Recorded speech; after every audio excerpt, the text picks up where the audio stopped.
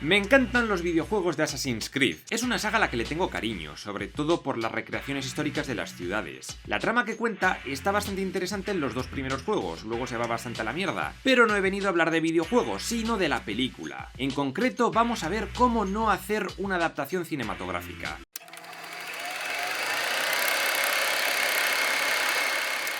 La película empieza en la España de 1492, un año de especial trascendencia porque ocurrieron muchas cosas. En mi otro canal hice un vídeo hablando de los Reyes Católicos, la guerra contra la Granada de los nazaríes, el descubrimiento de América y muchas más cosas de estos años, por si os interesa ahondar en el contexto histórico. Pero la película no va de esta gente. El prota es un tal Aguilar de Nerja, miembro de la Hermandad de los Asesinos. Este grupo quiere evitar que los templarios, sus enemigos, consigan el fruto del Edén, un artilugio poderoso de una civilización pasada que tiene el poder de controlar las mentes de la peña. Aquí empezó todo. Aquí empezó todo. Aquí empezó la panadería. Aquí empezó en el pueblo la panadería. Una tradición curiosa de estos asesinos es que al entrar te cortan el dedo anular de una de tus manos, porque así puedes usar con más comodidad la famosa hoja oculta. Pero a la vez es una gilipollez hacer eso, porque que te falte ese dedo ya es un indicativo bastante evidente de que eres un asesino. Es absurdo, y más pudiendo usar la hoja apartando los dedos y no cortándote ninguno, como ocurre más adelante en la película. De hecho, si mal no recuerdo, en el segundo juego corrigieron esto porque efectivamente era una gilipollez. Tras eso pasamos a 1986 y conocemos a un descendiente de Aguilar. Se trata de Callum Lynch, un adolescente que vive apartado del mundo e insiste en romperse el cuello con su bici. Un día llega a casa y ve que su madre está muerta y que su padre la ha asesinado con una hoja oculta. Por alguna razón absurda, tras asesinarla sentada en una silla de mala manera, se queda de espaldas mirando a la nada con una toga con capucha, esperando a que llegue su hijo.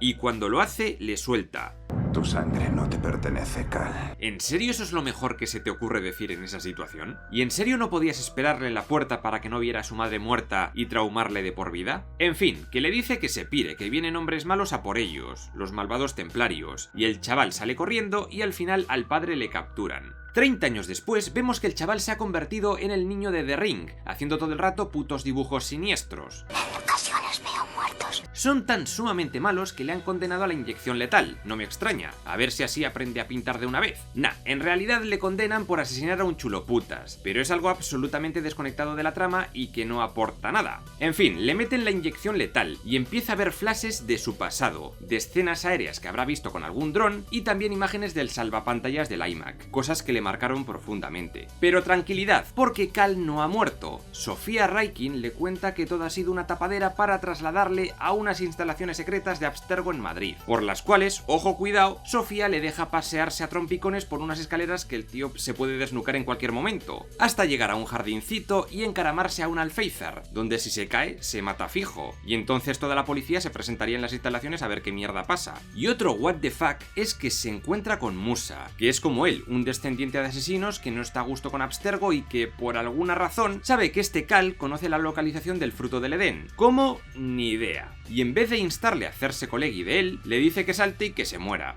Salta.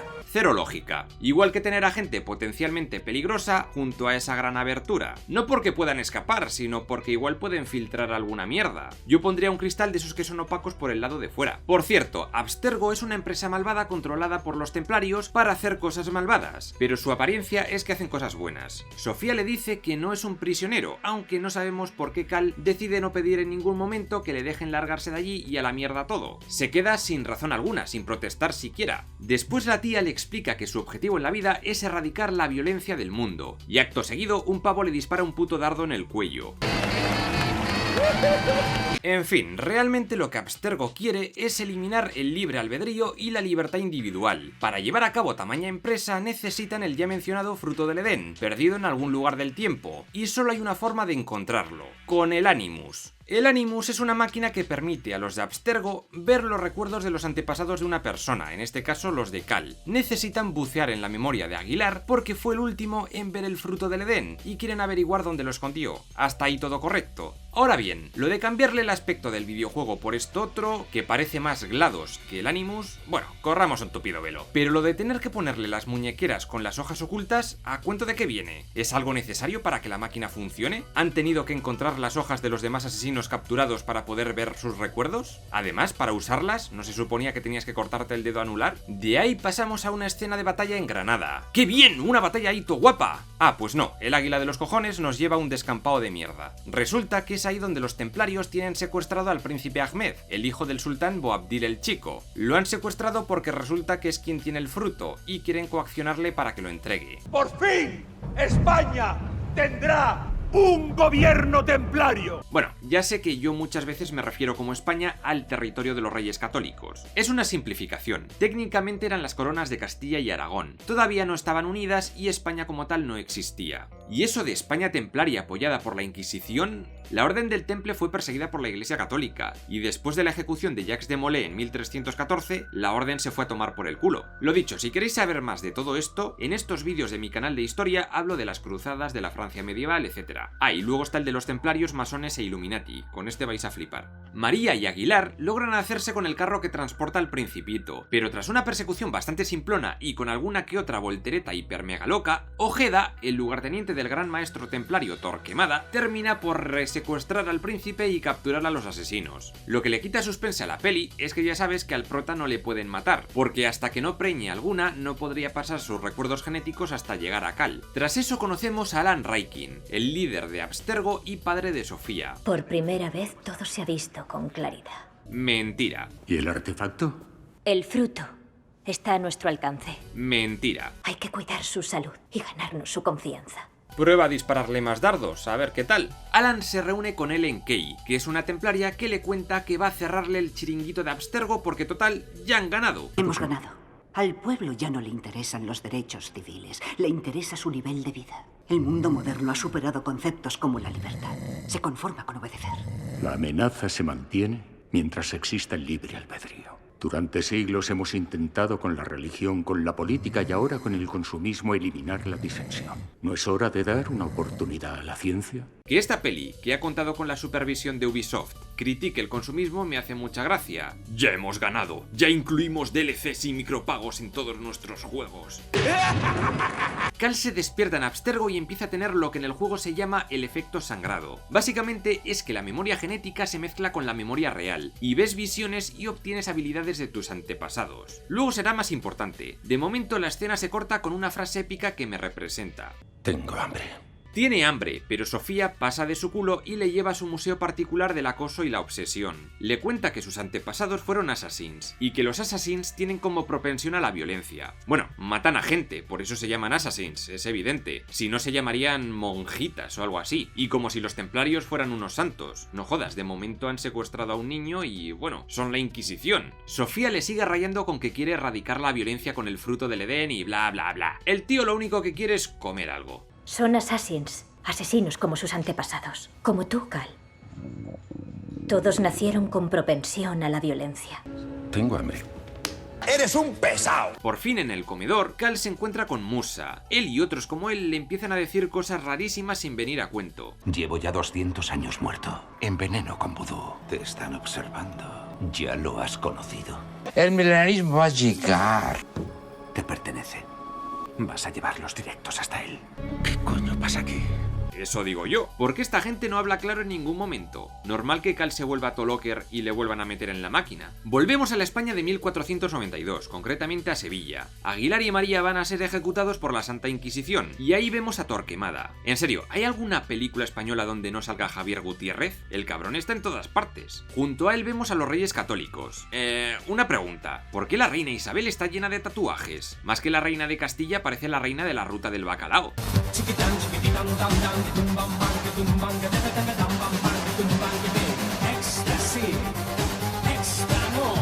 Bueno, el caso es que logran escapar porque sí, y empiezan a hacer parkour por toda la ciudad. ¿Por qué se encuentran con guardias en los tejados? Va, ¿qué más da? ¿Y esta flipada?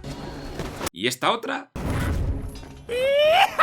Lanzan cuchillos cuando se supone que se los han quitado todos. ¡Anda, mira! Esa es la Giralda, qué bonita. Al final todo acaba con Aguilar haciendo un salto de fe desde la Catedral de Sevilla en construcción. Las fechas cuadran, eso está bien, aunque visto lo visto, igual los sacerdotes también tienen tatus por todo el cuerpo. La experiencia jode el cerebro de Cal y necesita bastante descanso. Para acelerar el proceso de recuperación mental Alan lleva a Cal a ver a su padre, Joseph, a quien odia saco porque mató a su madre. Le cuenta que en realidad ella quería morir para que no la conectaran al Animus, y que también tendría que haber matado a Cal, pero no pudo. El fruto contiene el código genético del libre albedrío. ¿Pero qué me estás container? ¿Y por qué le tienen con la gente a la que se le ha ido la olla usando el Animus? Él parece bastante cuerdo. ¿Y por qué los mantienen con vida si se supone que esa gente no sirve ya para los fines de los templarios? Vemos que cuidan de ellos, por lo que tan malos los templarios no parecen. Entre lo del padre y que luego los amigos de Musa le atacan, Cal se decide a volver al Animus para acabar con lo que ha empezado y que les follan a los asesinos. Otra vez volvemos a una Andalucía que parece que está hipercontaminada porque no se ve una puta mierda y es oscura de cojones, con el solecito que hace siempre, no me jodas. En fin, en la Alhambra de Granada vemos al sultán Boabdil listo para intercambiar el fruto del Edén por su hijito. Aquí yace la semilla de la desobediencia del primer hombre.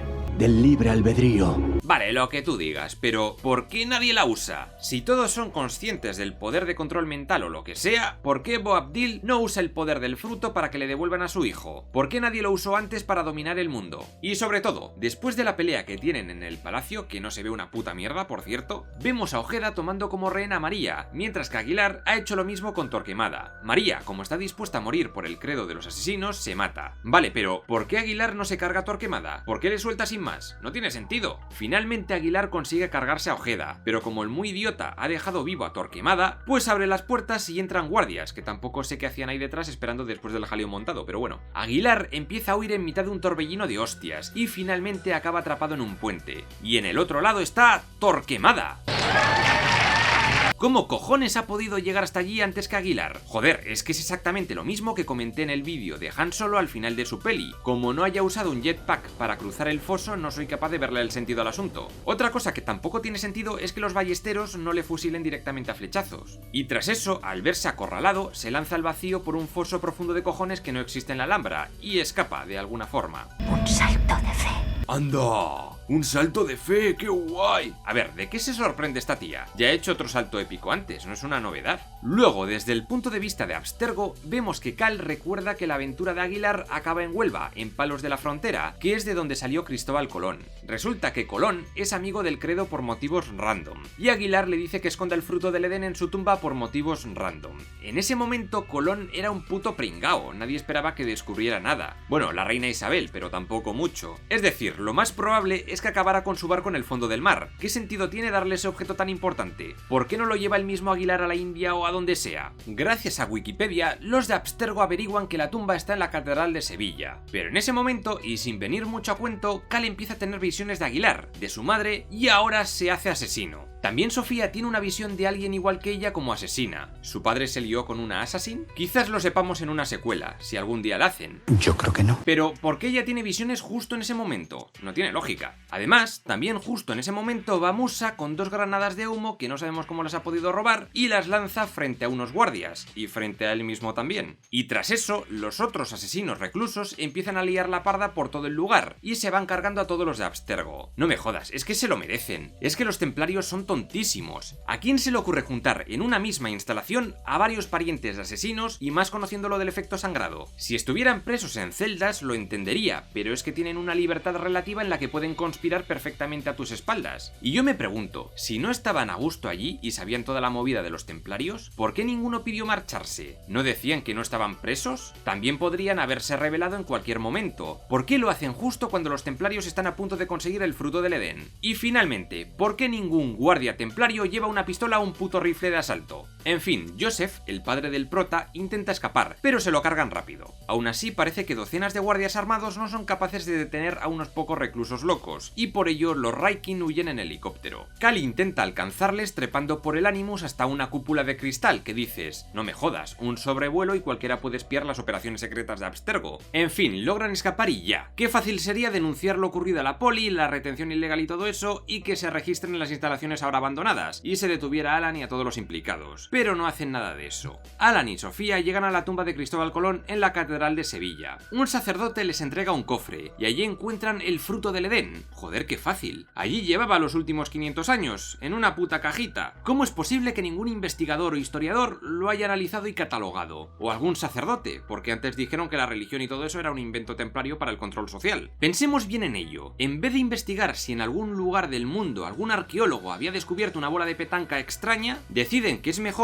crear una puta máquina para revivir la memoria genética de los descendientes de la gente, esperando seguir el rastro de estos Soparts en una pantalla plana en Full HD. Es de locos. La película acaba con los sabios templarios reuniéndose en Londres en un santuario. Sofía se siente traicionada por su padre porque ahora quiere usar el fruto para sus propios fines y tal y cual. El caso es que se encuentra con Cal, que se ha infiltrado con sus superpoderes de asesino y con sus superpoderes de llevar capucha, y gracias a ello logra llegar hasta Alan, degollarle en mitad de su discurso, con todos esos templarios literalmente rodeándolo, robar el fruto y después desaparecer como si nada. Unbelievable. Pero lo que más me jode no es la puta facilidad para llevar a cabo todo, es que, a no ser que hayas jugado a los juegos, como nunca hemos visto en la peli lo que hace la bola de petanca esta, nos importa 3 cojones que se active o no. Deberían haberla usado antes y que se haya descontrolado, para que el espectador tenga una referencia de lo que puede pasar. Pero nah, es el mejor ejemplo de cómo no usar un MacGuffin. Se supone que cuando escapan de Abstergo están en España, y lo de Londres era el día siguiente. ¿Cómo cojones los asesinos en un día han podido llegar hasta allí sin ningún tipo de recurso ni ayuda? ¿Con el jetpack de Torquemada? Y la peli acaba así, con Sofía jurando vengarse de los asesinos y estos quietos en los tejados pensando: ¡joé! Si tenemos el fruto este del Edén que puede controlar a la gente, ¿por qué no usarlo contra todos los que estaban en esa reunión de templarios, que eran los sabios más importantes de la orden? No, mejor no. Tendría demasiada lógica y eso no está en el credo de los asesinos. Y con esto hemos acabado el vídeo. Feliz año a todos y espero que hayáis tenido unas navidades fantásticas y no hayáis visto muchas pelis de mierda. Si os interesa el tema de la historia, os dejo abajo el enlace para mi libro Imperios y Espadazos, y también otro para el libro de agujeros de guión, donde hablo de sagas como Star Wars, Regreso al Futuro, Guerra Mundial Z, Marvel, Avatar, Indiana Jones y muchas otras. Nos vemos en los próximos vídeos.